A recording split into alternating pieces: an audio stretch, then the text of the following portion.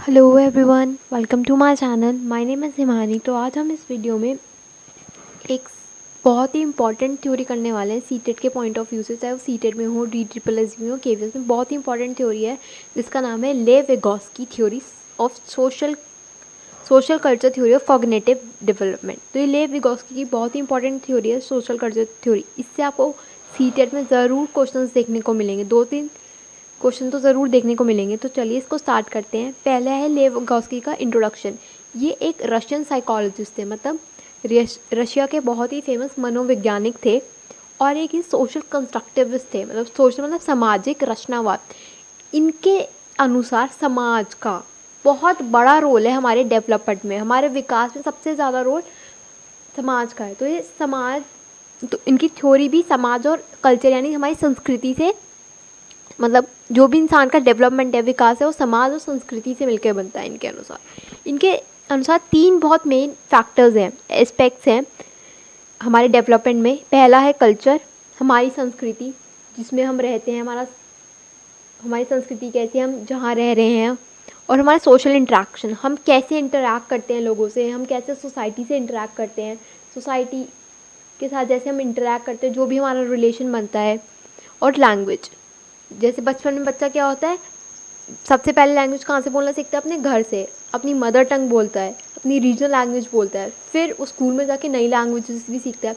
तो लैंग्वेज का, कल्चर का, हमारी संस्कृति का और हमारे सोशल इंट्रैक्शन का, हमारी सोसाइटी का बहुत बड़ा रोल है इनके अनुसार हमारे विकास में। ठीक है, ये ज़रूर पूछा जाएगा कि कौन से मेन एस्पेक्ट है society, social interactions, culture, language. ठीक है, आगे है। अब इनके अनुसार लैंग्वेज बहुत इंपॉर्टेंट पार्ट है, तो इन्होंने लैंग्वेज के 3 बहुत इंपॉर्टेंट पार्ट्स बताए हैं। एक है सोशल स्पीच, एक है प्राइवेट स्पीच और एक है साइलेंट इनर स्पीच। अब ये सोशल स्पीच क्या है? सोशल स्पीच, सोशल मतलब जो हम, सोशल मतलब सोसाइटी जैसे हम और लोगों से कम्युनिकेट करते हैं, वो हमारी सोशल स्पीच है। ठीक है, ये हमारी 2 साल के से स्टार्ट हो जाती है। अब 2 साल से ही बोलना स्टार्ट कर देते हैं हम आसपास के लोगों से, अपनी फैमिली मेम्बर से, अपने और भी अगर वो रिश्तेदार आते हैं, तो जैसे बच्चा अपनी जैसी भाषा में बोलता है वो बोलना स्टार्ट करता है दूसरों के साथ। ठीक है, तो ये दूसरों के साथ हमारी जो कम्युनिकेशन होती है, सोशल स्पीच, वो है। अब आते हैं प्राइवेट चीज़। प्राइवेट का मतलब है हमारा, प्राइवेट का मतलब सबको पता है कि प्राइवेट मतलब हम खुद से बात करेंगे, हमारी चीज़ वो प्राइवेट हमारे तक ही रहेगी। ठीक है, तो प्राइवेट स्पीच 3 साल की एज से स्टार्ट हो जाती है। प्राइवेट स्पीच मतलब हम खुद को डायरेक्शन देते हैं, खुद से बोलते हैं।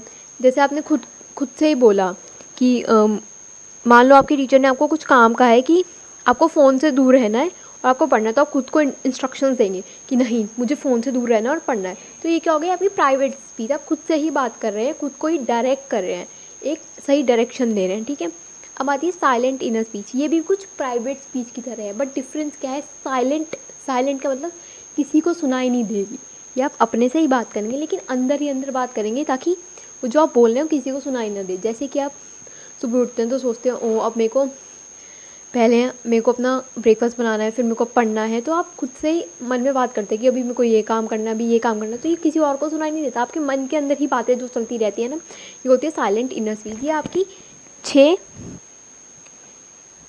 6 से 7 वर्ष में शुरू हो जाती है साइलेंट इनर स्पीच। ठीक है, अब हम आगे बढ़ते हैं। आगे 3 इनके बहुत इंपॉर्टेंट टर्म्स हैं जो पूछे जा सकते हैं। पहला है मोर नॉलेजेबल अदर। मोर का मतलब हमसे ज़्यादा, नॉलेजेबल में जिसको हमसे ज़्यादा नॉलेज हो। तो मोर नॉलेजेबल मतलब जिसको हमसे ज़्यादा नॉलेज है, हमसे जो ज़्यादा जानता है। ठीक है, अब मोर नॉलेजेबल अदर इंसान कौन सा होगा? जिसको हमसे ज़्यादा अंडरस्टैंडिंग होगी कॉन्सेप्ट की, आइडिया की। जो हमें टॉपिक नहीं आता उस कॉन्सेप्ट की उसको ज़्यादा नॉलेज है। मान लो एक इसका एग्जांपल हो सकता है, आपका एक टीचर है, उसको आपसे ज़्यादा नॉलेज है, जो भी वो सब्जेक्ट पढ़ा रहा है उस सब्जेक्ट की उसको आपसे ज़्यादा नॉलेज है, ऑब्वियसली। ठीक है, तभी तो वो टीचर है, उसको ज़्यादा नॉलेज है, तो वो मोर नॉलेजेबल अदर हो गया आपके लिए। लेकिन अब ये नहीं है कि मोर नॉलेजेबल अदर आपसे एज में बड़ा ही होगा। आपके एज के जितना भी हो सकता है, कोई भी पर्सन आपसे एज से छोटा भी हो सकता है, आपके एज से बड़ा भी हो सकता है। ठीक है, इसके लिए कोई वो फिक्स्ड क्राइटेरिया नहीं है मोर नॉलेजेबल होने के लिए। अब इसका एग्जांपल कैसे ले सकते हैं? एक पीयर है, पीयर मतलब आपका एक दोस्त है, ठीक है, जिसने एक नया गेम लिया। मान लो एक नया गेम लिया, अभी वो आपके पास गेम नहीं है, तो उसको वो गेम खेलना आता है, वो आपको गेम खेलना नहीं आता, तो आपसे मोर नॉलेजेबल हो गया, किसमें? गेम में हो गया। ठीक है, तो वो आपको सिखाएगा, जब आप उसके घर जाएंगे तो वो आपको सिखा देगा, लेकिन अभी वो आपके लिए मोर नॉलेजेबल अदर है जब तक आपको वो गेम नहीं आता है, ठीक है तो आपकी एज का ही ना। तो इसका एग्जाम्पल हो गया।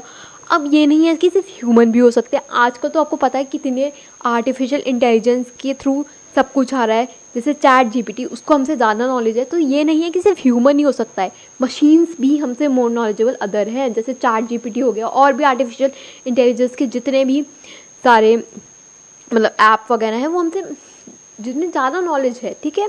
तो ये नहीं है ह्यूमन होगा, ये नहीं है आपकी एज का होगा, आपकी एज से छोटा भी हो सकता है, बड़ा भी हो सकता है, ये उस पार्ट पे डिपेंड करता है कि कौन सा पार्ट आपको नहीं आता, उस इंसान को आता है, तो उस पार्ट में वो आपसे मोर नॉलेजेबल अदर हो गया, ठीक है। अब हम आगे बढ़ते हैं। नेक्स्ट हमारा बहुत ही इंपॉर्टेंट टर्म है जोन ऑफ प्रॉक्सिमल डेवलपमेंट। अब ये क्या है zone of proximal development? Zone of proximal development का मतलब है गैप। ये गैप है, डिफरेंस या गैप भी कह सकते हैं, गैप है जो चाइल्ड खुद कर सकता है independently and what can child achieve with guidance from a skilled partner. तो ZPD क्या है? गैप है, डिफरेंस है जो बच्चा खुद कर सकता है और जो बच्चा किसी की मदद के थ्रू कर सकता है, उसके बीच का जो गैप है वो है। अब ये गैप क्या है, मान लो एग्जाम्पल के थ्रू समझते हैं। एक बच्चा है, उसको पता है कि पजल को जोड़ना होता है सॉल्व करने के लिए, लेकिन उसको ये नहीं पता कि कैसे जुड़ेंगे। तो क्या होगा, उसको पहली बात उसको पता है कि ये पजल जोड़ने से बनते हैं, दूसरा लेकिन उसको पता नहीं चल रहा कि इसको कैसे जोड़ना है।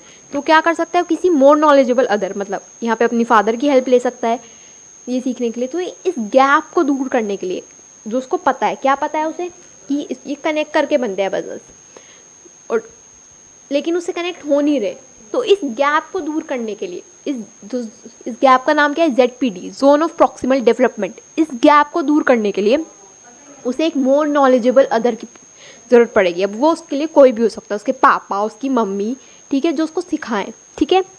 तो उस गैप को दूर कर सकते हैं, ठीक है। अब इस गैप को दूर करने के लिए एक स्पेसिफिक नाम दे रखा है, दैट इज स्कैफोल्डिंग। स्कैफोल्डिंग का मतलब सपोर्ट देना कि वो गैप जो जोन ऑफ प्रॉक्सिमल डेवलपमेंट है वो उससे ओवरकम कर जाए और उसको वो चीज़ आ जाए। अब स्कैफोल्डिंग क्या होता है, असिस्टेंट प्रोवाइड करना, ठीक है, ताकि वो ZPD जोन को क्रॉस कर जाए, ठीक है। ये सिर्फ एक सपोर्ट देना होता है, ये नहीं है कि पूरा काम आप करके दे रहे हैं, ये सिर्फ एक गाइड करना होता है, सपोर्ट करना होता है, ठीक है। जैसे कि मान लो ये पापा उसको सिखा रहे हैं, सारा खुद नहीं करेंगे, बस उसको बता देंगे कि ऐसे ऐसे करना है, ठीक है, बाद में वो अपने आप करेगा, ठीक है। सब कुछ नहीं करेंगे, सपोर्ट देंगे, बस गाइड करेंगे कि ऐसे करो ऐसे करो ऐसे करो, ठीक है। अब यहाँ पे पापा अपने बच्चे को साइकिल सिखा रहे हैं, तो क्या करेंगे, पीछे से सपोर्ट देते हैं ना थोड़ी देर के लिए, क्योंकि उसको पता है कि पेडल मार के साइकिल चलेगी, लेकिन बैलेंस नहीं क्रिएट कर पाता ना बच्चा साइकिल चलाने में। तो क्या करें, पीछे से हम क्या करते हैं, थोड़ा सा सपोर्ट दे देते हैं, फिर धीरे धीरे हम वो सपोर्ट छोड़ देते हैं। तो क्या होता है, थोड़े टाइम के लिए सपोर्ट दे देना, गाइड कर देना, हमेशा के लिए नहीं कि तुम ही सब कुछ कर रहे हो, नहीं, इट्स जस्ट अ सपोर्ट और गाइड, ठीक है। तो ये थे हमारे कुछ इंपॉर्टेंट टर्म्स। पहले हमने उनका इंट्रोडक्शन देखा, उनकी 3 बहुत मेन एस्पेक्ट थे, सोसाइटी, कल्चर और लैंग्वेज, ठीक है। उन्होंने 3 लैंग्वेज की बात करी, सोशल स्पीच जो हम दूसरों लोगों से करते हैं, प्राइवेट जो हम खुद से करते हैं, ठीक है, साइलेंट इनर स्पीच हम खुद से करते हैं लेकिन अंदर ही अंदर आवाज़ सुनाई नहीं देती, ठीक है। और फिर मोर नॉलेजेबल अदर पर्सन की बात करी जो हमसे ज़्यादा नॉलेजेबल है, ठीक है। और जोन ऑफ प्रॉक्सिमल डेवलपमेंट, ये गैप होता है जो बच्चा कर सकता है खुद से और जो बच्चा गाइडेंस के साथ कर सकता है, उसके बीच का गैप जो होता है गाइडेंस ऑफ प्रॉक्सिमल डेवलपमेंट होता है। और स्कैफोल्डिंग क्या होता है, उस गैप को दूर करने के लिए जो सपोर्ट दिया जाता है, जो गाइडेंस दी जाती है, उसको स्कैफोल्डिंग कहते हैं। उस जोन ऑफ प्रॉक्सिमल डेवलपमेंट को क्रॉस करने के लिए जो हमें सपोर्ट दिया जाता है, गाइडेंस दी जाती है, उसको स्कैफोल्डिंग कहते हैं, ठीक है। तो ये सब था। अब इसके हम क्वेश्चन देखते हैं कुछ। पहला क्वेश्चन है, what does zone of proximal development represent? क्या है वो? टास्क जो डिफ़िकल्ट होते हैं चिल्ड्रन के लिए, which can be accomplished by them, ये तो नहीं है। क्या है वो? एक गैप है, ठीक है। A teacher interference that hinders the learning of our students.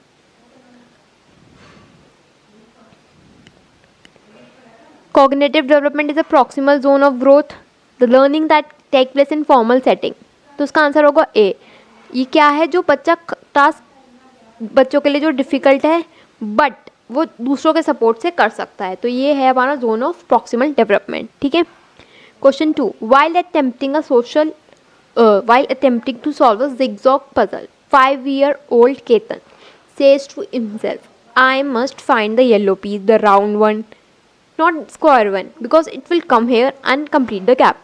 अब एक 5 साल का बच्चा है केतन, वो zigzag puzzle सॉल्व कर रहा है, लेकिन खुद से ही कह रहा है कि नहीं नहीं मेरे को येलो पीस ढूंढना है, गोल वाला, स्क्वायर वाला नहीं।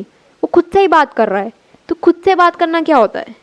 स्कैफोल्डिंग होता है? नहीं, खुद से बात कर रहा है। स्कैफोल्डिंग सपोर्ट होता है। Self centre speech, self centre होता है आत्म केंद्रित, ये नहीं है। प्राइवेट स्पीच अलग होता है। प्राइवेट मतलब खुद से बात करना, ठीक है। आत्म केंद्रित और प्राइवेट में डिफरेंस है, तो ये इसका सही आंसर प्राइवेट स्पीच होगा। ठीक है। क्वेश्चन 3 है हमारा, who among the following is of the view that it's essential to understand the impact of culture framework and social processes on child thinking. अब ये कह रहे हैं कि ऐसी किसने अपने व्यू रखे हैं इस पर कि हमारे सोसाइटी और कल्चर, हमारा सोसाइटी और कल्चर फ्रेमवर्क बहुत इंपॉर्टेंट है एक चाइल्ड, बच्चे के लिए, डेवलपमेंट के लिए। कौन है जिसने ये कहा है? Lawrence Kohlberg, B.F. Skinner, Jean पियाजे, ले विगोस्की। तो हमारे सोसाइटी और कल्चर पे किसने फोकस किया है? जहाँ पे भी आज सोसाइटी कल्चर पे किसने फोकस किया है? ले विगोस्की ने। ठीक है।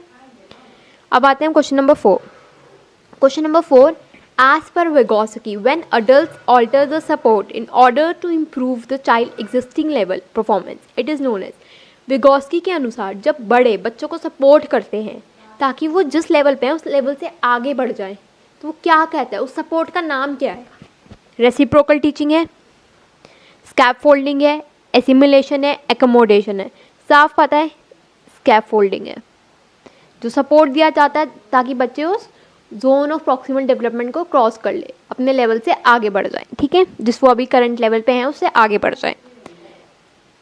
Question number 5, as per Vygotsky what is zone of proximal development. Vygotsky के अनुसार प्रॉक्सिमल डेवलपमेंट क्या है? जोन ऑफ प्रॉक्सिमल डेवलपमेंट की करेक्ट डेफिनेशन क्या है? The zone outlining the guidance provided to child by an adult, मतलब guidance देना है, गाइडेंस देना तो स्कैफोल्डिंग होता है। The gap between what children can do their own and with support, तो ये क्या है? वो गैप है जो बच्चे खुद से कर सकते हैं और सपोर्ट के साथ कर सकते हैं। ठीक है। The type and quantum of assistant provided to children, नहीं, ये भी नहीं है। तो विदाउट एनी एक्सटर्नल सपोर्ट, नहीं, विदाउट एनी एक्सटर्नल सपोर्ट नहीं, सपोर्ट देना पड़ता है ताकि जो बच्चे खुद से कर सकते हैं और बच्चे सपोर्ट के साथ कर सकते हैं उसके बीच का गैप को हम क्या कहते हैं? Zone of proximal development. तो ये थे मेरे कुछ क्वेश्चंस, मतलब हमारे कुछ क्वेश्चन सीटेट के प्रीवियस ईयर के। अगर आपको वीडियो पसंद आई हो तो मेरे चैनल को ज़रूर सब्सक्राइब करें एंड इस वीडियो को ज़्यादा से ज़्यादा शेयर करें। Thank you for watching.